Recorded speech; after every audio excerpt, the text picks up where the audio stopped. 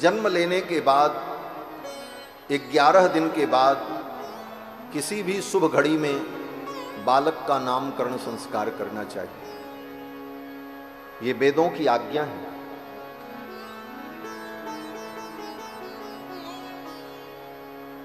श्री दशरथ जी महाराज ने गुरुदेव वशिष्ठ को बुलाया।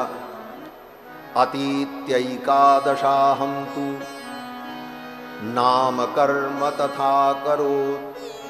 11 दिन बीत जाने के बाद 12वें दिन श्री वशिष्ठ जी महाराज ने चारों कुमारों का नामकरण संस्कार किया। वशिष्ठ परम प्रीतो नामानि कुरुते तदा। गुरुदेव वशिष्ठ आए, देवताओं का पूजन हुआ, विधि विधान संपन्न हुआ और फिर गुरुदेव भगवान चारों कुमारों का नामकरण संस्कार किया। नामकरण संस्कार गुरु के द्वारा होना चाहिए, आचार्य के द्वारा होना चाहिए। आचार्य के द्वारा, गुरु के द्वारा जब नामकरण होता है तो उस बालक में वैसे ही दिव्य संस्कार आते हैं। इसीलिए इन संस्कारों की हमारे जीवन में बहुत बड़ी महत्ता है। जन्म से लेकर मृत्यु पर्यंत मानव के जीवन में संस्कार का विधान वेदों ने किया है। जन्म के पहले से लेकर मरने के बाद तक हमारे जीवन में संस्कार होते हैं। जन्म के पहले बोले गर्भाधान संस्कार, पुंसवन संस्कार, सीमंतोन्नयन संस्कार, ये 3 संस्कार बच्चा जब गर्भ में रहता है उसी समय हो जाता है। जन्म लेने के बाद चौथा संस्कार जातकर्म संस्कार होता है और फिर जब बालक जब 11 दिन का हो जाता है उसके बाद 5वां संस्कार नामकरण संस्कार होता है। और इसी प्रकार जीवन में समय समय पर अलग अलग संस्कार होते हैं। नामकरण, नामकरण के बाद निष्क्रमण, निष्क्रमण संस्कार बोले 40 दिन के बाद होता है।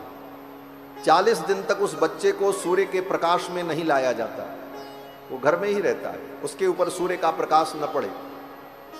और 40 दिन बीतने के बाद उसे सूर्य के प्रकाश में लाया जाता है। इसको निष्क्रमण संस्कार कहते हैं।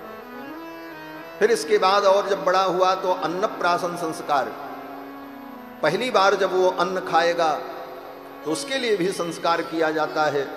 देवताओं का पूजन होता है, कुछ आहुतियां प्रदान की जाती हैं और मंत्र पूर्वक अभिमंत्रित अन्न को उसे खिलाया जाता है। अन्नप्राशन संस्कार, फिर चूड़ाकरण संस्कार, कर्णवेध संस्कार। इस प्रकार क्रमशः एक एक संस्कार जीवन में होते हैं और जब जीव मर जाता है तो मरने के बाद उसका अंतिम संस्कार होता है, इसीलिए उसको अंतिम संस्कार। जन्म से लेकर मृत्यु पर्यंत जीवन में अनेक संस्कारों का विधान किया है वेदों ने। लोग कहते हैं महाराज इन संस्कारों की क्या जरूरत है? बोले बहुत बड़ी जरूरत है। ये जीवात्मा 84 लाख योनि में भ्रमण करने के बाद मनुष्य योनि में आता है। हम आप सभी लोग न जाने कितने जन्मों में कुत्ता, बिल्ली, भालू, शेर सब कुछ बन चुके हैं और अनेक जन्मों में 84 लाख योनियों में भ्रमण करने के बाद अब मानव योनि में पैदा हुए, मानव जीवन मिला और यह भी भगवान की कृपा से मिला। भगवान ने कृपा की तो मानव जीवन मिला, आपके प्रयास से नहीं मिला। अगर किसी के प्रयास से किसी को मानव जीवन मिलता तो इतने पशु पक्षी जो दुखी हैं वो मानव बन जाते। लेकिन जब भगवान की करुणा होती है तब जीव मानव बनता है, मनुष्य के कुल में उसका जन्म होता है। इसीलिए श्रीमद्भागवत महापुराण में श्री प्रहलाद जी महाराज असुर बालकों को जब उपदेश देते हैं तो कहते हैं कि दुर्लभम मानुषम जन्म, ये मनुष्य जन्म बड़ा दुर्लभ है, बहुत दुर्लभ है। हजारों हजारों जन्म के बाद जब भगवान की करुणा होती है तब मानव जीवन मिलता है। कबहु की करी करुणा नर देहि, गोस्वामी तुलसीदास जी महाराज भी लिखते हैं कि कबहु की करी करुणा नर देहि, देत ईश बिनु हेतु सनेही। भगवान जब करुणा करते हैं तो ये मानव जीवन मिलता है। इसकी ये सबसे बड़ी विशेषता है, ये बड़ा दुर्लभ है। लेकिन इसकी एक कमी भी है। क्या कमी है?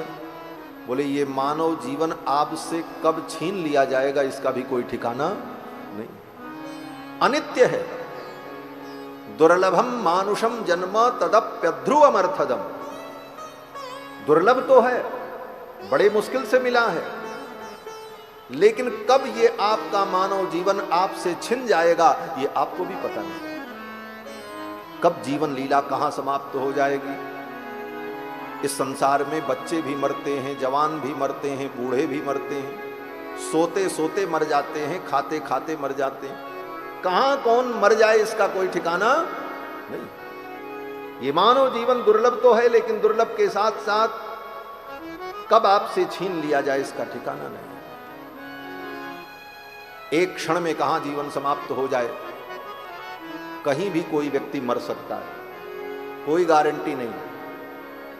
आज हम आपको कथा सुना रहे हैं, कल हम आपको सुना पाएं कि न सुना पाएं इसकी कोई गारंटी नहीं।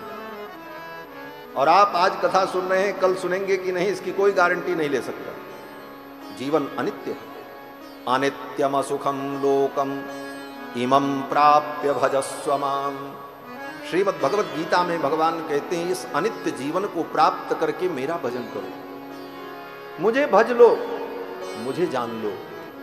ये जीवन बार बार नहीं मिलता, ये नर तन बार बार नहीं मिलता, और मिला भी है तो कब छीन लिया जाएगा कोई ठिकाना नहीं। एक महात्मा मनोविनोद में कहते थे, महात्माओं की अपनी मस्ती होती है और मस्ती में वो कभी कभी बहुत सारी बातें कह जाते हैं। एक महात्मा अपनी मस्ती में कहते थे, देखो कभी विचार किया? बोले क्या? बोले दुनिया में कहीं जाओ तो लिखा रहता है यहां पर गाड़ी पार्किंग करना मना है, यहां पर बैठना मना है, यहां पर थूकना मना है, यहां पर बोलना मना है, लेकिन दुनिया में कहीं चले जाओ ये नहीं लिखा रहता है कि यहां मरना मना है। मरने के लिए कहीं मना ही नहीं।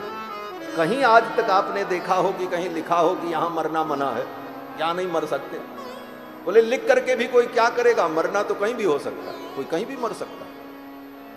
लोग बाथरूम में मर जाते हैं, ट्रेन में मर जाते हैं, चलते चलते मर जाते हैं। हमारी अयोध्या में एक संत थे महाराज, अभी 4-5 वर्ष पहले की बात। हमारे सामने ही भोजन कर रहे थे, शाम का समय था, 7:30 बजे 8 बजे का समय। भोजन कर रहे थे, 2 कवर खाए और कुछ बातें कर रहे थे, और तब तक धड़ाम से गिरे, मर गए। खाते खाते मर। जीवन अनित्य है, ये कब चला जाएगा इसका ठिकाना नहीं। इसलिए बार बार इस विषय पर विचार करना चाहिए कि ये जीवन मिला है तो इसका उपयोग क्या है।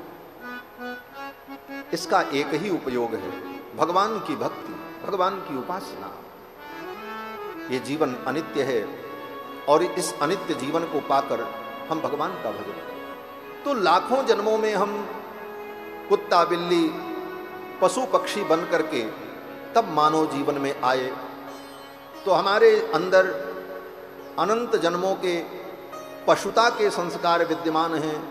अब मानव जीवन में आकर के वो पशुता का संस्कार समाप्त हो जाए, मानवता का संस्कार हमारे अंदर जागृत हो, इसीलिए शास्त्र ने, वेद ने समय समय पर संस्कार करने की व्यवस्था दी कि उस जीव का संस्कार हो। जन्म से ही जब संस्कार होगा तो उसके जो पहले के संस्कार हैं, पशुता के संस्कार जो हैं, वो पशुता के संस्कार मिटेंगे और मानवता के संस्कार उसके अंदर प्रतिष्ठित होंगे। इसलिए इन संस्कारों की बड़ी महत्ता है।